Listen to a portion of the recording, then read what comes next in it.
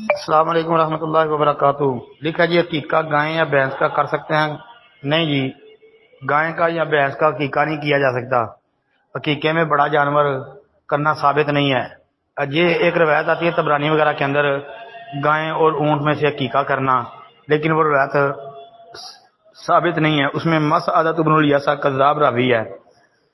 باقی عقیقہ جو ہے وہ بکرا یا چھترا جو ہے اس کا ہی کیا جائے گا، کیونکہ حدیث میں جو الفاظ ہیں وہ ہے جی ان الغلامی شاتانی و ان الجاریتی شاتن، یعنی لڑکا ہو تو 2 بکرے یا 2 چھترے، لڑکی ہو 1 بکرا یا 1 چھترا۔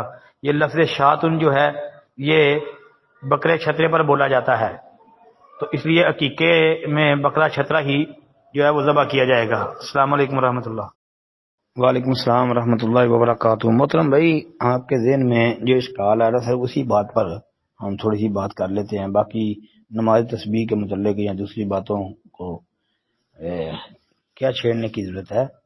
آپ کے کہنے کا مقصد یہ ہے کہ احرام باندھنے کے حوالے سے جو بات ہوئی تو آپ نے کہا کہ جہاں پر آدمی رہ رہا ہے، جس جگہ ہوٹل میں اس کی رہائش ہے، وہ وہاں سے احرام باندھ سکتا ہے، لیکن جو آپ کے ساتھ کوئی بات کرنے والے بھائی تھے انہوں نے کہا کہ نہیں، ایسا نہیں ہے، نبی علیہ السلام نے نہیں کیا، صحابہ نے نہیں کیا۔ محترم بھائی، پہلی بات تو یہ یاد رکھیں کہ ایسا بالکل جائز اور درست ہے جی، جو بندہ مکہ کے اندر ٹھہرا ہوا ہے جی، وہ مکے کا رہائشی ہو، حرم کی حدود میں ایک، یا ہوٹل میں رہ رہا ہے، تو وہ وہاں سے احرام باندھ سکتا ہے۔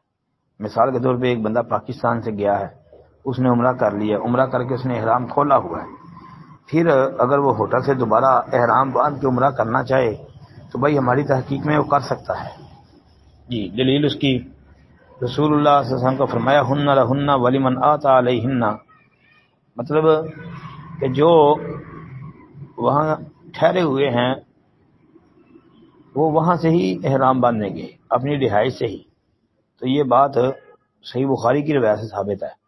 دوسری بات یہ کہ جس نے یہ اعتراض کیا کہ نبی علیہ السلام نے ایسا نہیں کیا، صحابہ نے ایسا نہیں کیا، تو بھائی اس کا جواب یہ یاد رکھے کہ نبی صلی اللہ علیہ وسلم کی سنت 3 طرح کی ہے۔ سنت قولی یعنی آپ کا فرمان، سنت فعلی آپ کا عمل، اور سنت تقریری آپ کے سامنے کوئی کام کیا جائے آپ اسے منع نہ فرمائیں تو وہ بھی دین ہے، وہ بھی اسلام ہے، وہ بھی سنت ہے جی۔ تو تینوں کی مثالیں، تینوں کے دلائل حدیث کی کتابوں میں موجود ہیں۔ تو یہ سنت قولی میں آتا ہے کہ اپنی رہائش گاہ سے احرام باندھنا۔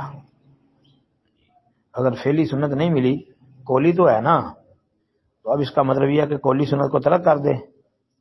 بھائی بیچارے کو سمجھیں آپ۔ السلام علیکم ورحمۃ اللہ۔